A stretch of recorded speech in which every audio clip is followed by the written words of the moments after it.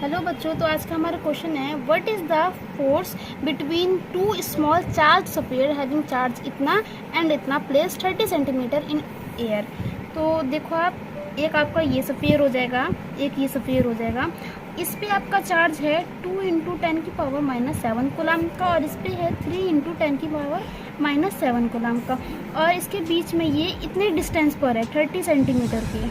आप यहाँ लिख दोगे 30 सेंटीमीटर, और सेंटीमीटर को मीटर में चेंज करोगे तो आप लिखोगे 0.3 मीटर। और इसने बोला है कि इसके बीच का फोर्स क्या है, what is the force between two small charge.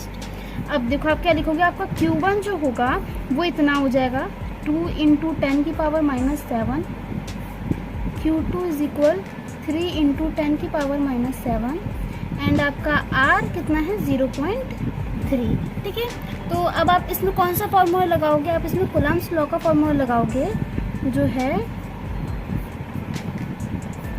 F is equal 1/4πε0 Q1 Q2 upon R square. ठीक है, तो अब देखो जैसे आप लिखो F इज इक्वल 1/4πε0, Q1 आपको ये दिया हुआ है कितना है 2 इंटू 10 की पावर -7, एंड Q2 आपको दिया गया है 3 इंटू 10 की पावर -7, और आपका डिस्टेंस कितना है 0.3 का स्क्वायर है, तो इसको आप स्क्वायर कर लोगे। ठीक है, और इसकी वैल्यू आपको पता होगी 1/4πε0 की, जो होती है 9 इंटू 10 की पावर 9 होती है।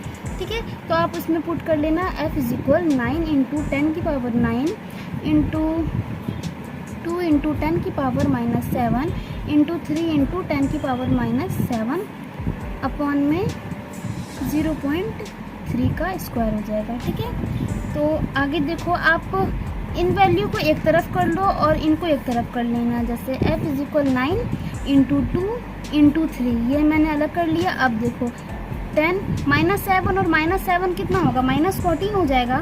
जैसे यहाँ पर समझ लो -14 हो जाता है, एंड 9 है ये किसका है, प्लस का 9 हो जाता है ना। तो क्या आंसर आता है आपका,